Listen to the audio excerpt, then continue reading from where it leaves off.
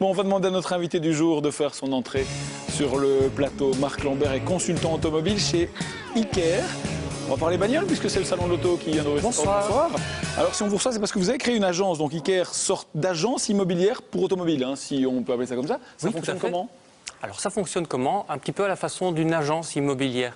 Donc on accueille les gens, on leur propose des solutions pour les aider à bien vendre et à bien acheter leur voiture d'occasion. Prenez une commission au passage? Tout à fait, uniquement dans le cas où je résous la vente. D'accord. Si par hasard l'acheteur trouve entre-temps son amateur, à ce moment-là, on se quitte bon copain. Que du contraire, je préfère accueillir le client éventuel, lui proposer une assurance pour sa voiture ou quelque chose comme ça. L'idée est venue comment ? En fait, en recherchant pendant un certain temps, tout d'abord, en tournant vers le marché français et en voyant que là-bas, c'était quelque chose qui prenait un certain essor. Donc, dans un premier temps, j'ai étudié un petit peu l'évolution de ces agences automobilières, comme elles sont nommées là-bas. Et en voyant les progressions quand même assez étonnantes qu'elles faisaient, je me suis intéressé. J'étais un petit peu voir jusque-là ce qui se passait. Pas toujours facile d'infiltrer le milieu d'une entreprise comme ça, mais disons que l'idée faisait son chemin. Après ça, il restait à transposer la mise en place. Vous êtes le seul à faire ça en Belgique ? Je suis le seul pour l'instant. C'est quoi les avantages par rapport à une vente de particulier à particulier ? Disons qu'un avantage d'abord, c'est qu'il y a un œil professionnel à votre côté pour la vente de l'auto.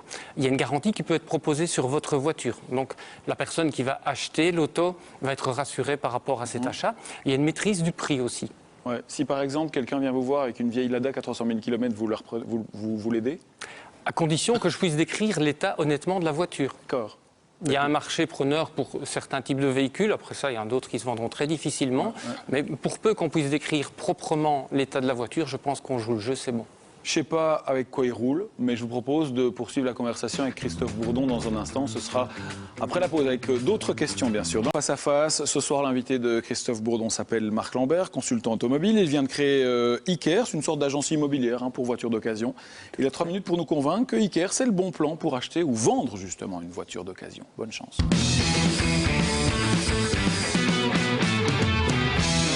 Bonsoir. Iker ou Iker? Bonsoir. Je vous pose la question. Iker. Ah, Iker, ben voilà. Voilà, on a tout faux. Alors, moi, justement, préciser, parce que vous avez dit que vous preniez une petite commission, mais de combien? Alors c'est 5% la commission sur la vente de la voiture. Évidemment, 4% pour tous les téléspectateurs, on n'est pas des pigeons. Tout à fait, c'est une promotion exclusive. Voilà. Il l'a dit, hein, c'est enregistré. Est-ce que vous êtes prêts? Je suis prêt. Allez, top chrono. Bon, quand même, allez, on va dire un truc. Votre agence, elle est située à Marchand-Famenne. Oui. Moi, je me dis, si je vends ou si j'achète et que j'habite, par exemple, à Bruxelles, Oui. quel est l'intérêt pour moi d'aller aussi loin? Passer un chouette week-end en Ardennes tout d'abord. Oui, ça va me revenir cher alors. Oui, ça risque. Disons que c'est une agence qui a une vocation locale. Oui, ah d'accord, ok. Est-ce que vous voulez l'élargir? Est-ce qu'il y a déjà des projets dans ce sens? Si j'examine le modèle français, oui, effectivement, il y a possibilité d'implanter des agences dans différents endroits. Ça peut être une solution pour l'avenir. Dans l'instant, vous avez déposé le concept ou demain je peux vous concurrencer? Vous pouvez me concurrencer et mieux travailler avec moi. Oh, comme il est fort. Si je vais sur des sites de seconde main, moi je peux faire mon choix parmi des dizaines de milliers de voitures. Si je vais chez vous demain, j'ai le choix de combien de véhicules? Pour l'instant, pas grand-chose. Je suis là pour collecter. Pour l'instant, j'ai une quinzaine de voitures à proposer.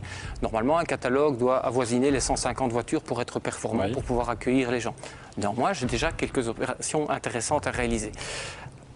D'accord, ok. Mais vous proposez, c'est une garantie de 1 à 2 ans pour les véhicules et vous passez pour ça par la société Car Garantie.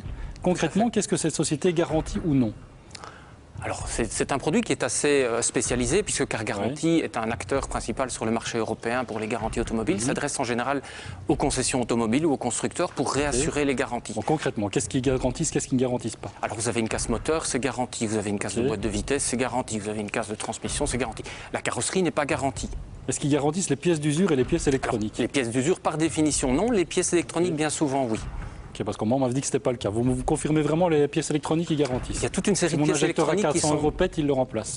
Il y a toute une série de choses en électronique qui sont prises sous garantie. Mais là, on est dans des débats qui sont un tout petit peu spécialisés. J'ai une liste que je peux vous transmettre pour l'avoir plus précisément. D'accord. Mais si je vous achète une voiture et que je découvre un vice caché, je le retourne contre qui alors? Contre vous ou contre le vendeur? Le vice caché, c'est la bête noire de toute la profession, parce qu'un vice caché est caché par définition. Donc après ça, nous, on essaye de déceler ce vice.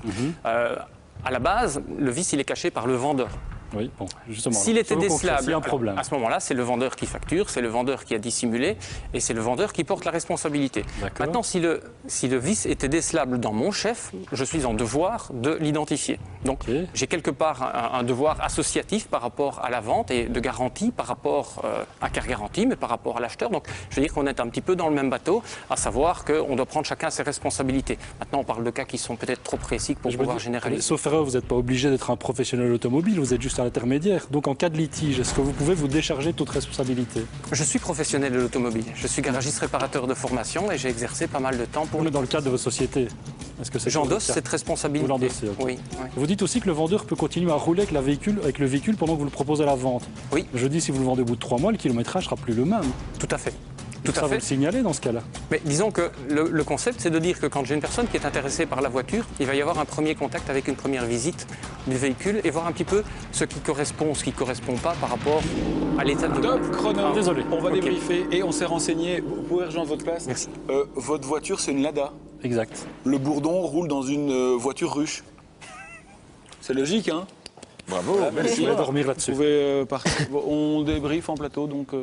Mais moi, je ne vois pas très bien l'intérêt. Je veux vendre une voiture, je passe par un garagiste, tout simplement. Comme ça, j'ai plus aucun souci. Tout à fait, comme bon nombre de personnes. Simplement, parfois, le garagiste n'est pas forcément intéressé par le rachat de votre voiture.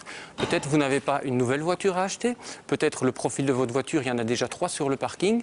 Peut-être vous allez dire, moi, j'aimerais quand même, j'ai bien soigné ma voiture, je l'aspirais toutes les semaines, je l'ai simonisée tous les mois, j'aimerais en avoir un prix bas. Correct. Peut-être un petit peu plus élevé que ce que je peux remettre à un marchand. Je suis déjà content s'il me la reprend. Hein. En moyenne, souvent le combien cas. de temps pour réussir à vendre une voiture d'un particulier? C'est la grande question. Ça peut prendre un quart d'heure, ça peut ne jamais se vendre. Donc, on va dire une fourchette de 1 mois, c'est le temps qu'on se donne pour obtenir des résultats. Si on n'obtient pas de résultats, ça peut être parce que la voiture est très peu demandée, ça arrive, et des voitures qui sont plus prisées Ou qu'elle est moche. que d'autres. Ou qu'elle est moche. Ou mal entretenue, comme ça le Mickaël. qu'elle Par est- exemple. par Voilà. exemple, Mais tout dites existe. pas de fausses allégations sur ce plateau. Hein. Nous, on a un contrat avec les téléspectateurs. J'ai fait peur. Non, mais l'espace est-ce d'une seconde. qu'on peut vraiment avoir l'impression, votre site et votre service paraît bien construit, que vous allez Si. faire et tout mettre en œuvre pour vendre notre voiture au meilleur prix? C'est peut-être ça la différence avec le passage chez un simple concessionnaire sans passer par Iker.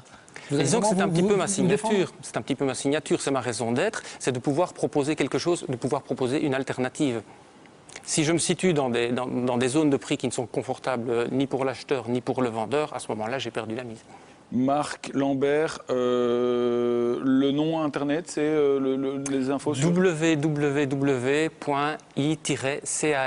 www.i-car-e.be. Merci d'être passé, merci d'avoir joué Merci le à jeu. vous. À bientôt peut-être. Bonne soirée.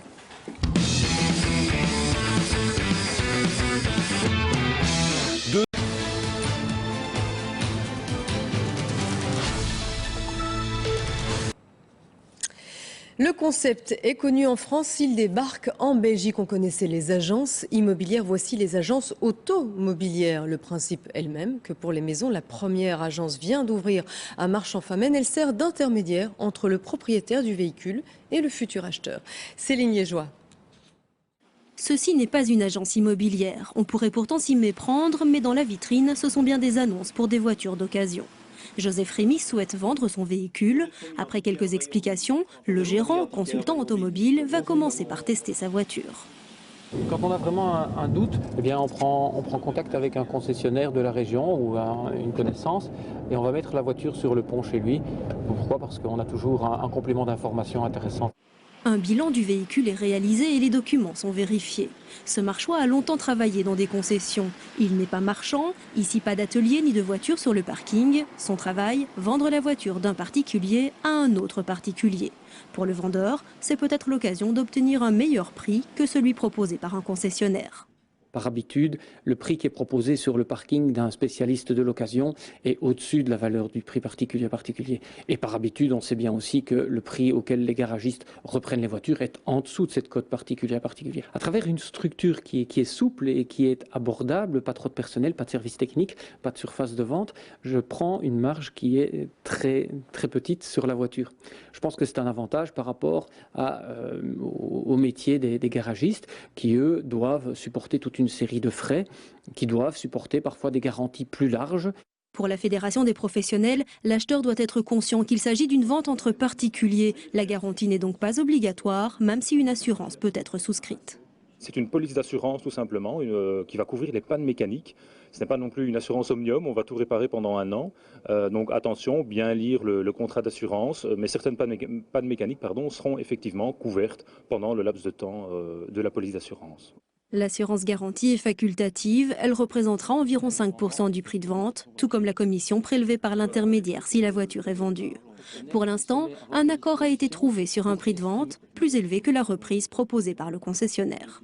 On ne sait jamais ce que le véhicule va être repris, mais en tout cas, dans un premier temps, c'est vrai qu'on s'adresse d'abord à son concessionnaire. J'ai comparé, bien sûr, et je pense que la comparaison est toute faite et le choix, je crois que je l'ai bien fait. Il ne reste plus qu'à vendre la voiture, ce sera le travail de Marc Lambert. En attendant, le vendeur ne reçoit ni mail ni appel téléphonique et dispose toujours de sa voiture.